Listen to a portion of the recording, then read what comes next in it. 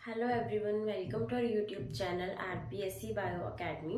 हम जो unit discuss कर रहे थे वो थी एनिमल टेक्सोनोमी। और एनिमल टेक्सोनोमी में हमने जो सुपर क्लास स्टार्ट करनी है वो है सुपर क्लास टेट्रापोडा। आज हम स्टार्ट कर रहे हैं सुपर क्लास टेट्रापोडा। सबसे पहले हम टेट्रापोडा की जो भी जनरल कैरेक्टर्स हैं उनको डिस्कस करेंगे और फिर हम इसकी फर्स्ट क्लास स्टार्ट करेंगे, क्लास एम्फीबिया। ठीक है, अभी अगर हम डिस्कस करें टेट्रापोडा को, तो टेट्रा का मतलब होता है 4 और पोडा जो है वो मेजरली लिया गया है, हम कह सकते हैं लिम्स से। लिम्स कह सकते हैं, अपेंडेजेस कह सकते हैं ना, यानी ऐसे एनिमल्स जिनके पास क्या है 4 लिम्स है। तो सबसे पहला कैरेक्टर यहाँ पर क्या होगा 4 लिम्स, या हम क्या कह सकते हैं 2 पेयर ऑफ लिम्स यहाँ पर प्रेजेंट होंगे। हाइंड लिम प्लस 4 लिम, यानी अग्रपाद और पश्चपाद दोनों, हाइंड लिम एंड 4 लिम। यहाँ पर 4 जो है लिम्स प्रेजेंट होंगे, या हम कह सकते हैं 2 पेयर ऑफ लिम्स प्रेजेंट होंगे।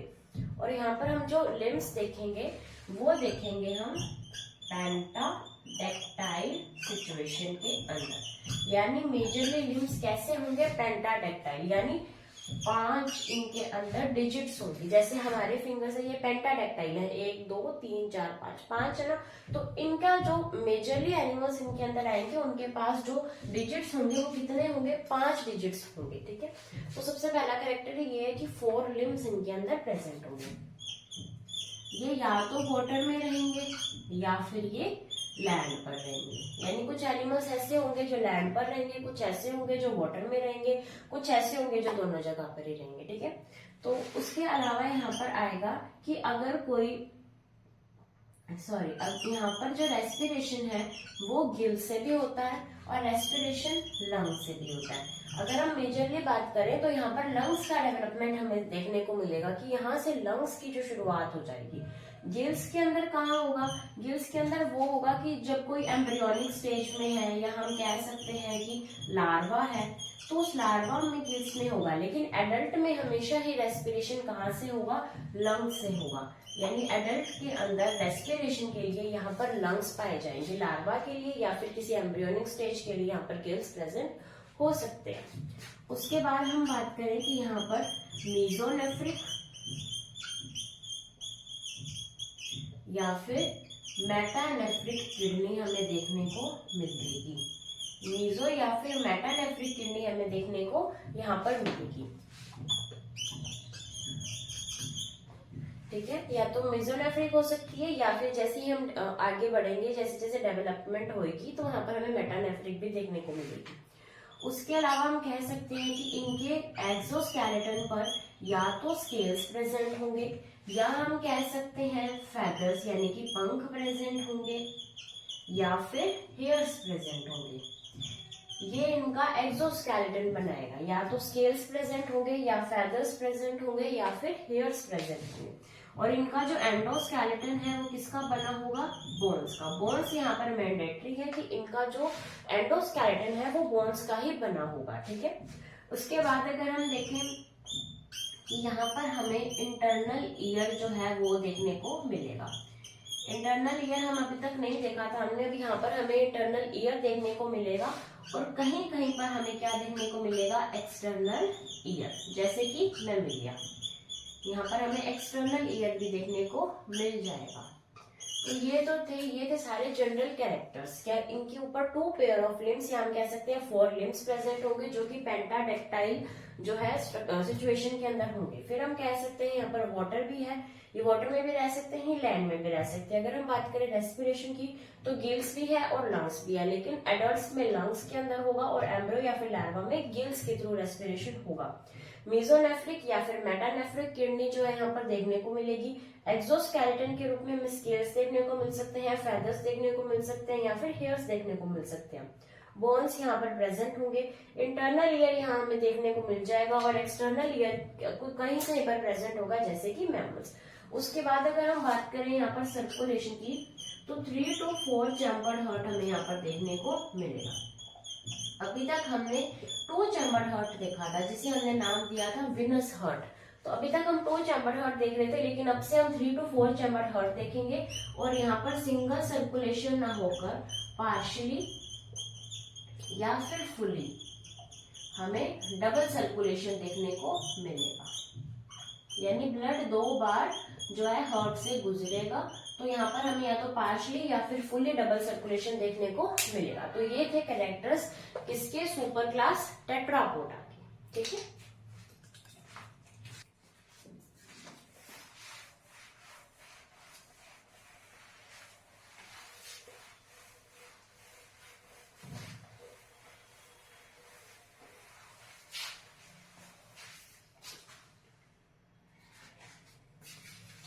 अभी हमने बात की है सुपर क्लास टेट्रापोडा की। इसके अंदर जो है वो हमें 4 क्लासेस पढ़नी है।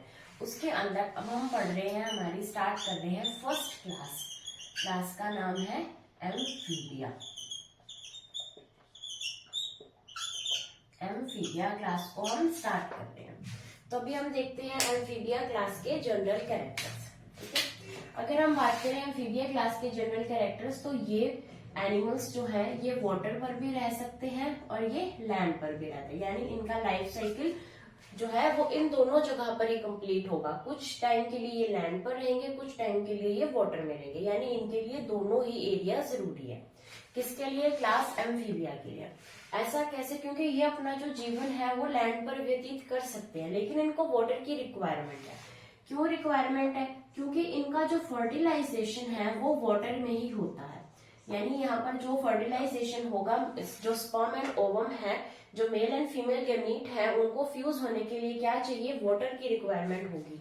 और इनका जो लार्वल फॉर्म है, या हम कह सकते हैं एम्ब्रियोनिक फॉर्म है, उसको डेवलप होने के लिए भी वाटर की जरूरत है। इसलिए इनका जो पूरा लाइफ साइकिल है वो वाटर के बिना कंप्लीट नहीं हो सकता, इसलिए ये वाटर पर भी रहेंगे, ये लैंड पर भी रहेंगे, ठीक। उसके अलावा ये है फर्स्ट कोऑर्डेट लैंड एनिमल्स, क्योंकि इससे पहले हमने जितने भी कॉर्डेट्स पढ़े हैं वो सारे के सारे कॉर्डेट्स जो थे वो वाटर में रहते थे। इससे पहले ही हमने पढ़ी थी सुपर क्लास पाइसिस, और पाइसिस के अंदर भी हमने देखा था कि वो वाटर के अंदर ही रहती हैं। इसलिए ये फर्स्ट ऐसे लैंड एनिमल्स हैं जो कि कौन से हैं, जो कि कॉर्डेट है, ठीक है। उसके बाद हम स्टार्ट करते हैं कि हम कुछ फैक्ट्स के बारे में बात करते हैं कि जो ओरिजिन है, ओरिजिन ऑफ एम्फीबिया, वो कहाँ से स्टार्ट हुआ है, एम्फीबिया का युग कौन सा था। तो एम्फीबिया का युग था डेवोनियन पीरियड। जो फिशेस का गोल्डन पीरियड था, हमने देखा था जो फिशेस है उनका गोल्डन पीरियड लिखा था हमने डेवोनियन पीरियड। तो जो उनका गोल्डन पीरियड था वहां से ओरिजिन हुआ है एम्फीबिया का। तो इनका जो गोल्डन पीरियड होगा वो क्या होगा, गोल्डन पीरियड इनका होगा कार्बोनिफेरस। इनका गोल्डन पीरियड होगा कार्बोनिफेरस पीरियड। इनका ओरिजिन हुआ है डेवोनियन पीरियड में, और इनका जो गोल्डन पीरियड रहेगा वो रहेगा कार्बोनिफेरस पीरियड। उसके बाद अगर हम बात करें इन एनिमल्स के बारे में, तो ये एनिमल्स जो है इनकी जो बॉडी है इनके पास हेड है, इनके पास ट्रंक है, और इनके पास जो है हमें टेल देखने को मिलती है। यानी बॉडी जो है head, trunk and tail part में डिवाइडेड होती है।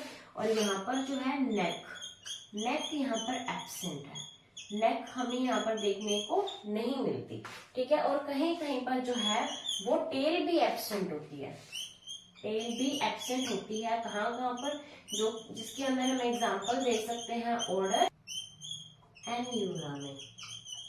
कहाँ टेल एब्सेंट है, ऑर्डर एन्यूरा के अंदर टेल एब्सेंट है। तो ये हमने देखे क्लास एम्फीबिया के जनरल कैरेक्टर्स। हमने देखा कि ये एनिमल्स जो है ये लैंड पर भी रहते हैं, और इन एनिमल्स को अपना लाइफ साइकिल कंप्लीट करने के लिए वाटर की भी रिक्वायरमेंट है। क्यों रिक्वायरमेंट है, फर्टिलाइजेशन में रिक्वायरमेंट है, इनकी लार्वा की डेवलपमेंट के लिए रिक्वायरमेंट है। ये फर्स्ट कॉर्डेट लैंड एनिमल्स होते हैं। इनका ओरिजिन हुआ है डेवोनियन पीरियड में। उस बाद सॉरी गोल्डन पीरियड है इनका कार्बोनिफेरस पीरियड। इनकी बॉडी डिवाइडेड है हेड, ट्रंक एंड टेल के अंदर। नेक यहाँ पर एब्सेंट है, और टेल जो है वो एक ऑर्डर में एब्सेंट हमें देखने को मिलेगी, वो है ऑर्डर एन्यूरा।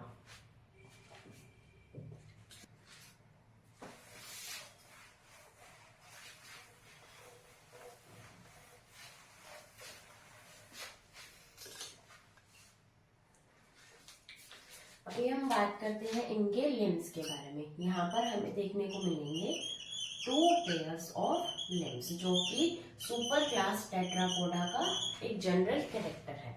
यहाँ पर हमें देखने को मिलेगा 4 लिम्ब यानी अग्रपाद और हाइंड लिम्ब यानी पश्चपाद। जो 4 लिम्ब है, यहाँ पर जो डिजिट्स हैं वो होंगी 4।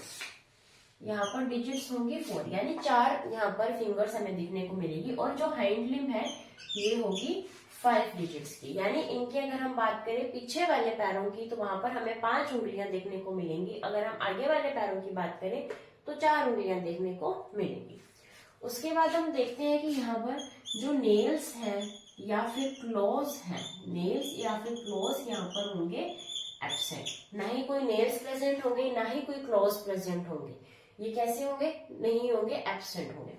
उसके बाद हम बात करते हैं कि हमने कहा ये तो जनरल कैरेक्टर है लिम्स का प्रेजेंट होना, लेकिन इसके अंदर एक ऑर्डर ऐसा आता है, ऑर्डर एपोडा।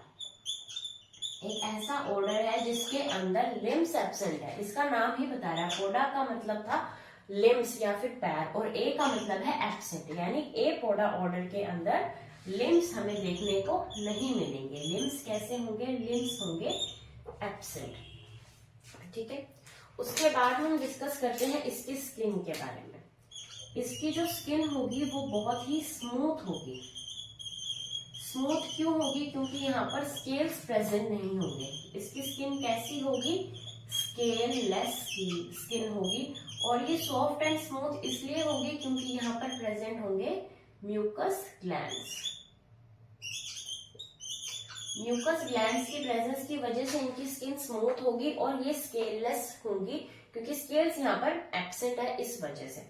अब यहाँ पर जो है हमने कहा था जनरल कैरेक्टर है स्केल्स का, फेदर्स का या फिर हेयर्स का प्रेजेंट होना। अब यहाँ पर स्केल्स जो है वो प्रेजेंट होंगे, लेकिन स्केल्स जो है वो कुछ ही एनिमल्स पर हमें प्रेजेंट देखने को मिलेंगे, जैसे कि इक्थियोफिस। इक्थियोफिस जिसे बोला जाता है ब्लाइंड वर्म, इसके अंदर जो है स्केल्स हमें देखने को मिलेंगे, यानी स्केल्स यहाँ पर प्रेजेंट होंगे इक्थियोफिस के अंदर, जिसे ब्लाइंड वर्म कहा जाता है। वैसे इसकी स्किन जनरली कैसी है? स्मूथ है, स्केललेस है और म्यूकस ग्लैंड प्रेजेंट है। अगर हम इसकी बॉडी वॉल की बात करें तो इसकी बॉडी वॉल जो है वो 2 लेयर्स की बनी होगी। एक आएगी एपिडर्मिस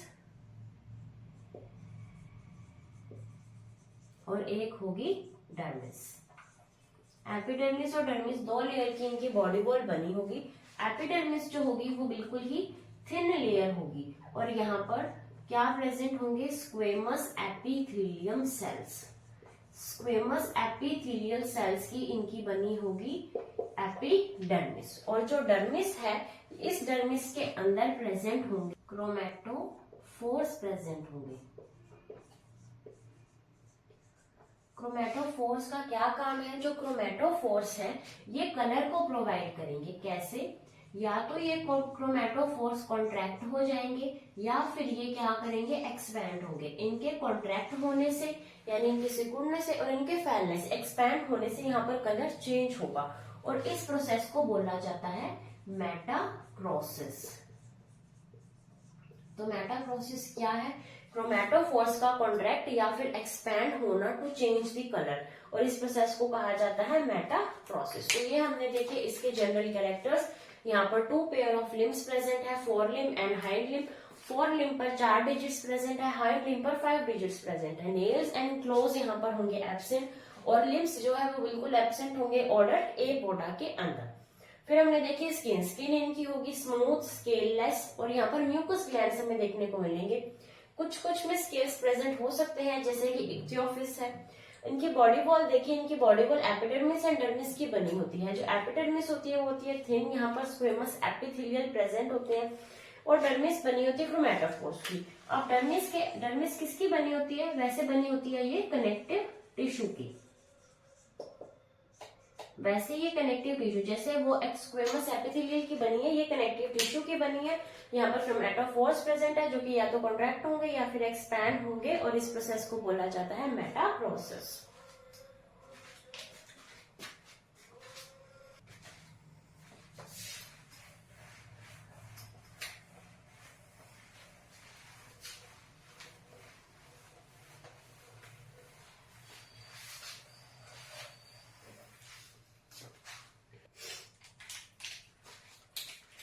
अब हम यहाँ पर डिस्कस करें तो यहाँ पर हमें देखने को मिलेगी विंटर स्लीप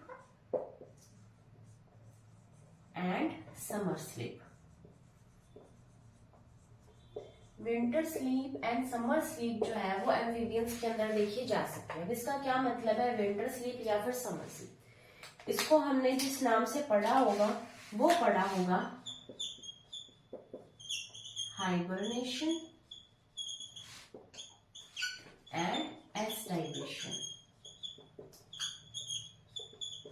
हाइबरनेशन एंड एस्टाइवेशन हमें देखने को मिलती है।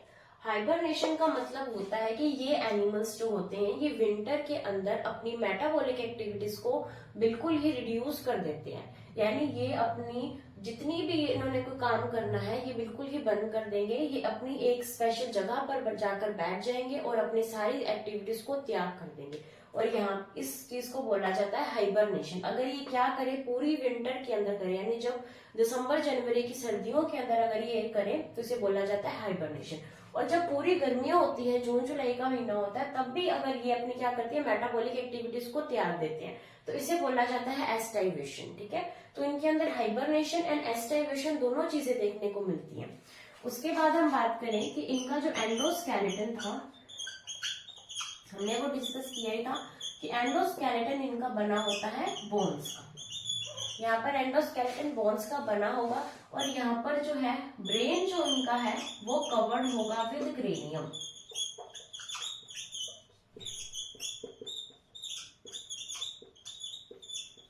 ब्रेन के ऊपर क्रेनियम की कवरिंग यहाँ पर हमें देखने को मिलेगी।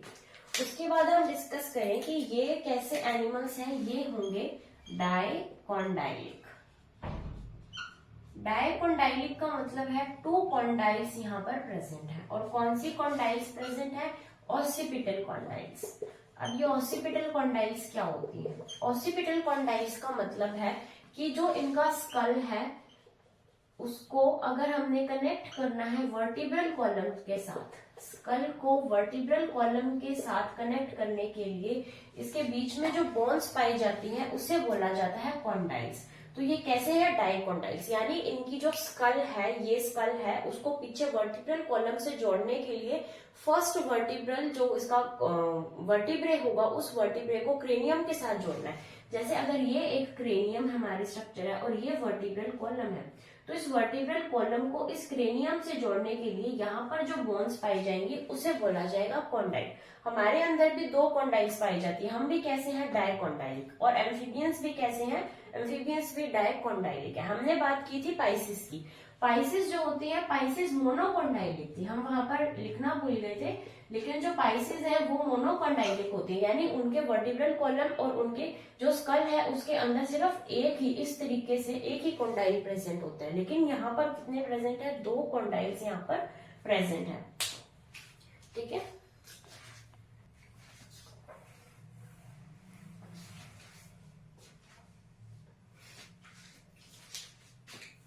अभी ये जो क्रेनियम है, इस क्रेनियम के वेंट्रल सरफेस पर, क्रेनियम के वेंट्रल सरफेस पर, या हम कह सकते हैं इसके फ्लोर पर, इसके वेंट्रल सरफेस या फिर फ्लोर पर यहाँ पर प्रेजेंट होती है पैरास्फेनोइड बोन। पैरास्फेनोइड बोन कहाँ प्रेजेंट होगी, इस क्रेनियम के फ्लोर पर या क्रेनियम के वेंट्रल सरफेस पर पैरास्फेनोइड बोन प्रेजेंट होती है, जो कि टी शेप्ड होती है। इसकी शेप कैसी है, इस तरीके की टी शेप इसकी शेप। उसके बाद हम बात करें रिब्स की, तो रिब्स मोस्टली तो एब्सेंट ही होती है, लेकिन अगर रिब्स यहाँ पर प्रेजेंट हो तो रिब्स जो है वो स्टर्नम से अटैच्ड नहीं होती।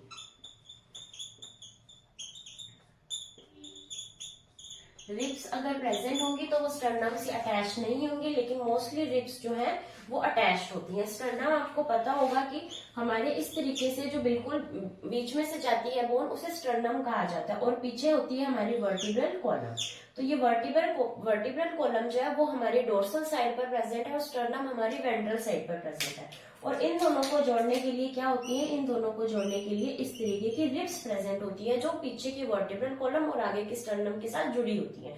तो यहाँ पर रिब्स पहली बात तो एब्सेंट ही होगी, लेकिन अगर रिब्स प्रेजेंट होगी तो वो इस तरीके से इससे जुड़ी हुई नहीं होगी, यानी वो पीछे से तो वर्टिब्रल कॉलम से जुड़ी हुई होंगी, लेकिन आगे से वो जो है स्टर्नम के साथ अटैच नहीं होंगी। ठीक है, तो इसका मतलब ये है। तो हमने देखा कि ये winter sleep and summer sleep show करते हैं, यानी कि पूरी विंटर के अंदर और पूरी समर के अंदर ये अपने मेटाबॉलिक एक्टिविटीज है, जैसे कि इनका रेस्पिरेशन एक्सक्रीशन उन सबको चेंज कर देती हैं। हमने भी बात की थी कि ये जो रेस्पिरेशन है, हमने जब सुपर क्लास टेट्रापोडा के कैरेक्टर्स पढ़ रहे थे, गिल से करते हैं, लंग से करते हैं, यहाँ पर ये इतनी अपनी मेटाबॉलिक एक्टिविटीज को रिड्यूस कर देते हैं कि ये अपने गिल्स और लंग्स को नहीं यूज करते, ये अपने स्किन से ही रेस्पिरेशन करते हैं, यानी इनको कम से कम अपनी एनर्जी को खर्च करना पड़े, ये उसके लिए यहाँ पर विंटर स्लीप या फिर समर स्लीप पड़ जाती है। लेकिन क्वेश्चन आता है हाइबरनेशन एंड एस्टाइवेशन के नाम पर। तो ये हाइबरनेशन क्या होता है, विंटर स्लीप, और एस्टाइवेशन क्या होता है, समर स्लीप। उसके बाद इनका एंडोस्केलेटन जो है वो बोन्स का बना होता है, और इनका जो ब्रेन है वो किसके अंदर कवर्ड होता है, वो कवर्ड होता है क्रेनियम के अंदर। और जो क्रेनियम है उसका वेंट्रल सरफेस पर प्रेजेंट होगी पैरास्फेनोइड बोन, जो कि टी शेप की होगी। और ये कैसे एनिमल्स है, डायकोंडाइलिक, यानी इनकी स्कल और वर्टिब्रल कॉलम के अंदर 2 कॉन्डाइल्स प्रेजेंट है जो उनको ज्वाइन करके रखते हैं। रिब्स इनके अंदर एब्सेंट होती है, और जो रिब्स है वो स्टर्नम से अटैच नहीं होती, अगर प्रेजेंट होगी तो वो अटैच नहीं होगी।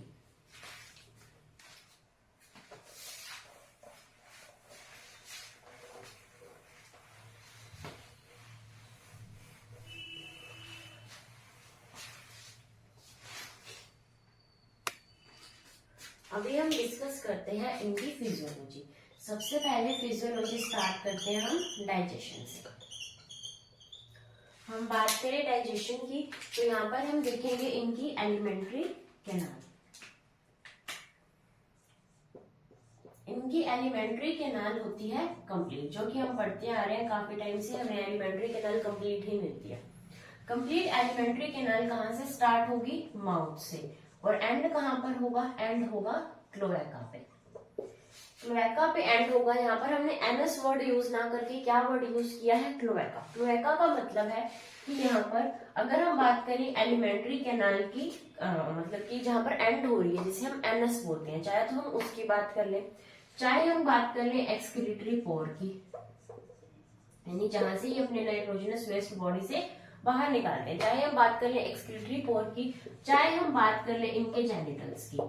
तो ये तीनों काम जो है वो एक ही पोर से हो रहे हैं, एक ही पोर से हो रहे हैं। उसका नाम क्या है, क्लोएका, यानी माउथ टू एनस ना कहकर हमने क्या बोला, माउथ टू क्लोएका, क्योंकि क्लोएका जो है यहाँ पर वो 3 काम कर रहा है। एलिमेंट्री कैनाल को एंड कर रहा है, यहाँ पर एक्सक्रीटरी पोर का भी काम कर रहा है, और यहाँ पर जेनाइटल्स का काम भी कर रहा है। ठीक है, तो इसलिए इनकी एलिमेंट्री कैनाल कंप्लीट है एंड माउथ टू क्लोएका तक है। उसके बाद हम बात करते हैं इनके टीथ के बारे में। इनके टीथ होते हैं पोलीफायोडोंट। हमारे टीथ कैसे होते हैं, हमारे टीथ होते हैं डायफायोडोंट, यानी हमारी लाइफ टाइम में टीथ कितनी बार आते हैं, 2 बार टीथ आते हैं। पहले मिल्क टीथ आते हैं, फिर वो टूट जाते हैं, फिर हमारे परमानेंट टीथ आते हैं। लेकिन इनकी लाइफ टाइम में जो टीथ है वो बारी बारी आते रहते हैं, इसलिए कैसे हैं, पोलीफायोडोंट। ठीक है, इनके टीथ कैसे हैं, होमोडोंट, यानी similar type of teeth. Teeth जो है वो डिफरेंट जो है, उनकी जो स्ट्रक्चर है उसके अंदर चेंज नहीं है, एक जैसे टीथ है। लेकिन हमारे कैसे, हमारे हेट्रोडोंट, हमारे पास कैनाइन्स हैं, हमारे पास इंसाइजर्स हैं, मोलर्स हैं, प्री मोलर्स हैं। इनके पास ऐसा कुछ नहीं है, सारे के सारे टीथ बिल्कुल एक जैसे होंगे। उसके अलावा इनके जो टीथ होते हैं वो होते हैं प्लूरोडोंट। प्लूरोडोंट का मतलब है कि बिल्कुल सरफेस के ऊपर ही प्रेजेंट है। अगर आप इस तरीके से कट करेंगे तो सारे टीथ बाहर निकल आएंगे, एकदम सरफेस पर प्रेजेंट है। हमारे टीथ होते हैं थिकोडोंट, यानी वो एक कैविटी के अंदर धसे हुए होते हैं, सॉकेट में धसे हुए होते हैं। लेकिन यहाँ पर ऐसा कुछ नहीं है, बिल्कुल ऊपर से सुपरफिशियली प्रेजेंट होते हैं। तो इनके टीथ कैसे होंगे, प्लूरोडोंट। यानी किसकी बात की, इनके टीथ की बात की। कैसे हैं, पोलीफायोडोंट बार बार आएंगे, होमोडोंट सारे एक जैसे होंगे, प्लूरोडोंट सिर्फ ऊपर ऊपर से प्रेजेंट होते हैं। उसके बाद हम बात करें इनकी बकल कैविटी के अंदर जो है सलाइवरी ग्लैंड्स जो है वो एब्सेंट होंगे। यहाँ पर सलाइवरी ग्लैंड्स एब्सेंट होंगे। ये हमारे लिए इसलिए जरूरी है क्योंकि यहाँ से जो क्वेश्चन है वो आ चुका है ग्रेड 1 2018 के अंदर। पूछा ये गया था कि जो राना टाइग्रीना है यानी कि जो फ्रॉग है उसमें कितने सलाइवरी ग्लैंड्स प्रेजेंट होते हैं। तो सलाइवरी ग्लैंड्स तो इनके अंदर एब्सेंट होते हैं और वहां पर ऑप्शन था एब्सेंट। तो सलाइवरी ग्लैंड्स एब्सेंट होते हैं किसके अंदर, राना टाइग्रीना के अंदर। उसके बाद हम बात करें कि जो टोड है उस टोड के अंदर, जैसे फ्रॉग है वैसे ही टोड होते हैं लेकिन इन दोनों में डिफरेंस होता है। तो जो टोड होते हैं, टोड के अंदर एक तो ये डिफरेंस होता है कि इनकी जो स्किन होती है वो रफ होती है। हमने बात की थी कि इनकी स्किन जो है वो स्केललेस होती है और ये बहुत ही स्मूथ होती है। तो अगर हम फ्रॉग की बात करें तो उनकी स्किन तो बहुत ही स्मूथ होगी, लेकिन जो टोड होते हैं उनकी स्किन कैसी होती है, रफ होती है। हमने बात की इनके अंदर सलाइवरी ग्लैंड्स एब्सेंट होते हैं, लेकिन टोड के अंदर जो पैरोटिड ग्लैंड है, जैसे हमारी बॉडी के अंदर 3 पेयर्स ऑफ सलाइवरी ग्लैंड होते हैं, उसमें से एक हमारे जो बॉडी के अंदर पाया जाता है बक्कल कैविटी में पैरोटिड ग्लैंड पाई जाती है। तो टोड के अंदर भी पैरोटिड ग्लैंड जो है वो पाई जाती है, लेकिन पैरोटिड ग्लैंड क्या होती है, मॉडिफाई हो जाती है। ये ग्लैंड मॉडिफाई होकर एक पॉइजनस ग्लैंड बना देती है। तो ये कैसी ग्लैंड हो जाती है, पॉइजनस ग्लैंड। कौन सी ग्लैंड, पैरोटिड ग्लैंड। किसके अंदर, टोड के अंदर। तो टोड के अंदर ये पैरोटिड ग्लैंड मॉडिफाई होकर पॉइजनस ग्लैंड बना देती है। ये किसी को मार नहीं सकती, उस तरीके की पॉइजनस ग्लैंड नहीं है, ये किसी की डेथ कर देगी। ये एक एलर्जी कॉजिंग ग्लैंड हो जाती है, यानी अगर इसको हाथ में लेंगे तो हमारे हाथ पे एलर्जीज हो सकती हैं, हमारे हाथ पे रैशेज हो सकते हैं, हमारे हाथ पे दाने हो सकते हैं। तो ये उस तरीके की पॉइजनस ग्लैंड है जो कि टोड के अंदर प्रेजेंट होती है। ठीक है, तो हमने बात की इसके डाइजेशन की। यहाँ पर एलिमेंट्री कैनाल हमने देखी कंप्लीट है, माउथ टू क्लोएका तक इसकी जो एलिमेंट्री कैनाल है वो होती है। टीथ इनके होंगे पॉलीफायोडोंट, होमोडोंट और प्लूरोडोंट।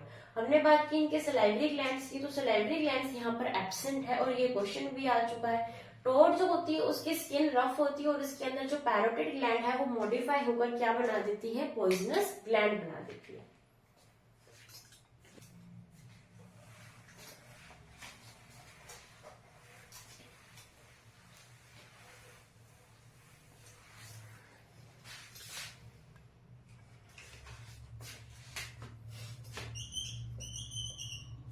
अभी हम बात करते हैं इसकी रेस्पिरेशन के बारे में। तो रेस्पिरेशन करने के लिए सबसे पहले प्रेजेंट होने चाहिए नेयर्स। तो यहाँ पर कितने नेयर्स प्रेजेंट होंगे, 2 नेयर्स प्रेजेंट होंगे। तो ये कौन सी कंडीशन होगी, ये होगी डायराइनस। हम कैसे हैं, हम भी डायराइनस हैं। पेट्रोमाइजोन कैसा है, वो मोनोराइनस है, वहां पर एक ही नेयर प्रेजेंट है। रेस्पिरेशन के लिए यहाँ पर गिल्स भी प्रेजेंट हो सकते हैं, रेस्पिरेशन के लिए लंग्स भी प्रेजेंट होते हैं, रेस्पिरेशन के लिए स्किन भी प्रेजेंट होती है और रेस्पिरेशन के लिए बक्कोफेरेंजियल कैविटी भी प्रेजेंट है। इतने ऑप्शंस हैं इनके पास, इतने ऑप्शंस हैं एक रेस्पिरेशन के लिए। ठीक है, अगर हम बात करें स्किन के अंदर रेस्पिरेशन कब होगा, हमने बोला था जब भी ये एस्टराइवेशन या फिर हाइबरनेशन की स्टेज में जाएंगे तो स्किन के थ्रू रेस्पिरेशन करेंगे। लंग्स के अंदर मेजरली कैसे होता है, एडल्ट्स में, एडल्ट्स में लंग्स के थ्रू होता है। अगर हम बात करें गिल्स की, गिल्स के अंदर रेस्पिरेशन होगा या तो होगा ये टैडपोल लार्वा के अंदर जो कि फ्रॉग का लार्वा है, लार्वल स्टेज में कैसे होता है, गिल्स से ही होता है। या फिर ये जो यूरोडेल्स, जब हम ऑर्डर पढ़ेंगे यूरोडेल्स उसके अंदर भी डिस्कस करेंगे कि यूरोडेल्स के अंदर रेस्पिरेशन के लिए गिल्स यूज होते हैं, ना कि लंग्स यूज होते हैं। ठीक है, उसके अलावा यहाँ पर बक्कोफेरेंजियल कैविटी भी प्रेजेंट है, वो वहां से भी रेस्पिरेशन के अंदर हमें हेल्प मिल सकती है। तो ये था इसका रेस्पिरेटरी सिस्टम। हमने क्लास एम्फीबिया को स्टार्ट किया। सबसे पहले हमने सुपर क्लास टेट्रापोडा के बारे में डिस्कस किया, फिर हमने क्लास एम्फीबिया को स्टार्ट किया और अब हम पढ़ रहे हैं इसका जो भी फिजियोलॉजी है। अभी इसकी फिजियोलॉजी खत्म नहीं हुई है, हम कल के लेक्चर में इसकी फिजियोलॉजी खत्म करेंगे और पूरी क्लास एम्फीबिया को ही खत्म कर देंगे। फिर हम नेक्स्ट लेक्चर से पढ़ेंगे हमारी क्लास रेप्टिलिया। तब तक आप वीडियो को लाइक कीजिए, शेयर कीजिए, हमारे चैनल को सब्सक्राइब कीजिए। Thank you.